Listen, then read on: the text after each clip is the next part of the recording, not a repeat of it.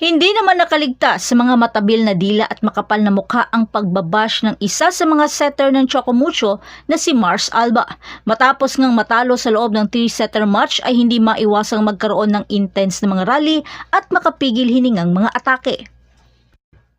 Pagkatapos ng laban ay may napansin nga itong si Mars sa kanyang social media at nag-chat pa na humiling na sana'y ma-injured ito. Kung pikunin kayo, wag na kayong manood ng laro.